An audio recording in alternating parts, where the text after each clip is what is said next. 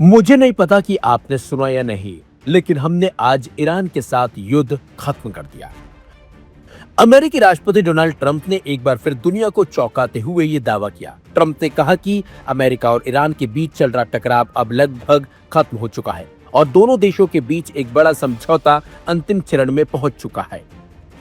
Trump के मुताबिक इस समझौते पर इसी वीकेंड तक हस्ताक्षर भी हो सकते हैं। उन्होंने दावा किया कि ईरान इस बात पर सहमत हो गया कि वह कभी परमाणु बम नहीं बनाएगा और क्षेत्र में स्थिरता बहाल करने की दिशा में बड़ी प्रगति हुई है।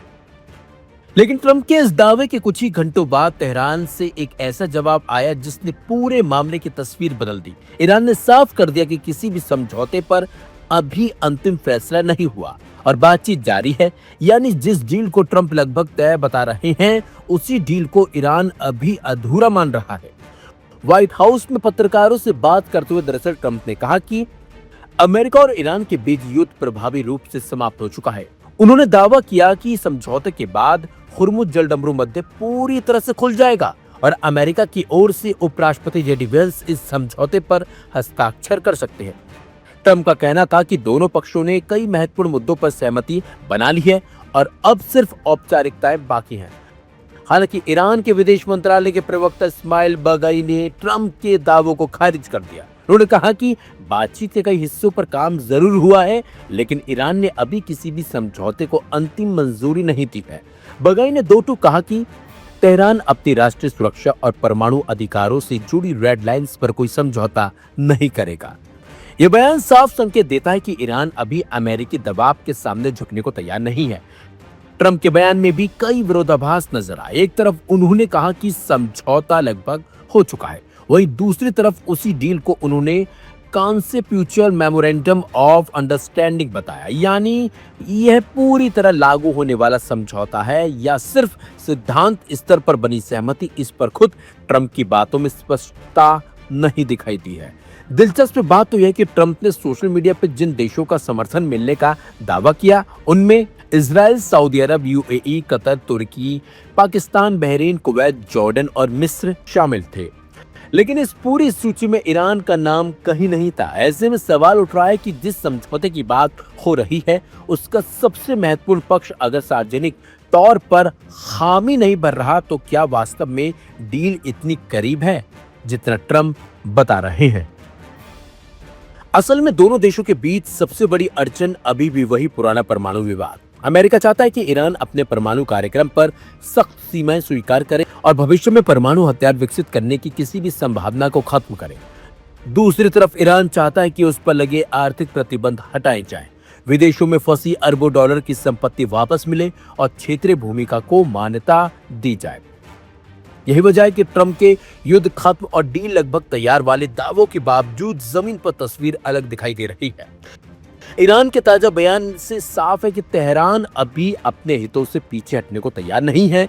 ऐसे में फिलहाल ये कहना जल्दबाजी होगी कि अमेरिका और ईरान के बीच तनाव पूरी तरह खत्म हो गया है। हकीकत यही है कि बातचीत जारी है, लेकिन ईरान ने अभी झुकने के कोई संकेत नहीं दिए हैं।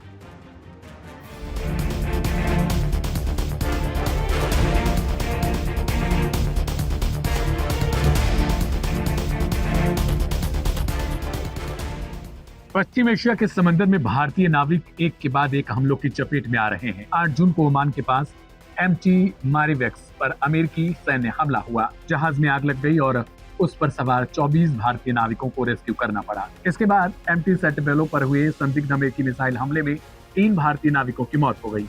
और अब आज यानी 11 जून को ओमान की शिनाज तट के पास एमटी जलवीर में भी भीषण आग और आपात स्थिति ने भारतीयों की चिंता बढ़ा दी। एमटी जलवीर पर करीब 20 भारतीय नाविक सवार बताए जा रहे हैं और अचानक से इसके इंजन में आग लग जाती है।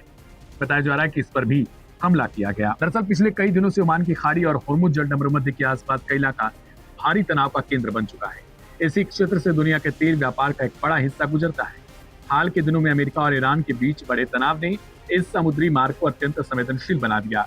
अंतर्राष्ट्रीय समुद्री कंपनियां और विभिन्न देशों की सरकारें लगातार अपने जहाजों और नागरिकों की सुरक्षा को लेकर चिंतित हैं। 8 जून को एमटी मैरिवेक्स नामक तेल टैंकर के साथ भी गंभीर घटना हुई थी। उस जहाज पर 24 भारतीय नाविक सवार थे। घटना के बाद जहाज में आग लग गई, लेकिन ओमान के सहयोग से सभी भारतीय नाविकों को सुरक्षित निकाल लिया गया था। इसके बाद दूसरे जहाज पर अमेरिकी हमले की खबर आई। विभिन्न मीडिया रिपोर्टों के मुताबिक उस घटना में भारतीय नाविक प्रभावित हुए और 3 लोगों के हताहत होने की खबर आई। भारतीय अधिकारियों ने मामले पर चिंता जताई और नाविकों की सुरक्षा को सर्वोच्च प्राथमिकता दिया। यहाँ तक कि भारत में अमेरिकी प्रतिनिधि तक को तलब किया गया था। अब एमटी जलवीर से जुड़ी घटना ने एक बार फिर सवाल खड़े कर दिए हैं कि आखिर खाड़ी क्षेत्र में लगातार जहाज क्यों संकट में आ रहे हैं। क्या बढ़ता भू राजनीतिक तनाव अंतर्राष्ट्रीय समुद्री व्यापार को सीधे प्रभावित कर रहा है?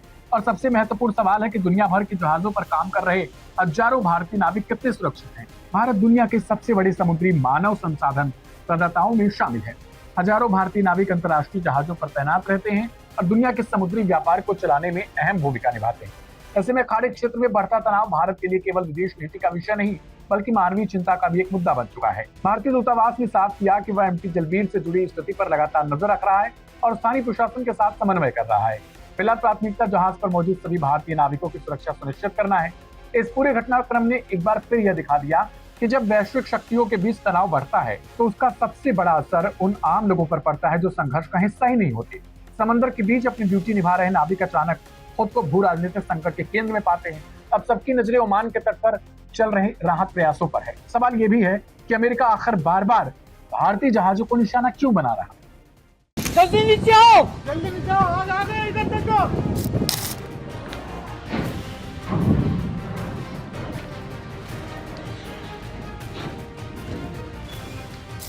स्ट्रेट ऑफ हॉर्मुज से बुरी खबर सामने आई है। ओमान तट के पास एक जहाज पर हुए अमेरिकी हमले में 3 भारतीय नाविकों की दुखद मृत्यु हो गई है। सीमेंस यूनियन ऑफ इंडिया ने समुद्री कंपनियों के हवाले से इस दुर्भाग्यपूर्ण घटना और हताहतों की पुष्टि की है। हमले का शिकार हुए कॉमर्शियल शिप सेटे बेलो पर मौजूद चालक दल के 24 भारतीय सदस्यों में से 3 लापता थे। खाड़ी क्षेत्र में लगातार गहराते विवाद के बीच इस घटना ने वहां काम कर रहे भारतीय नाविकों की सुरक्षा को लेकर बड़ी चिंता पैदा कर दी है।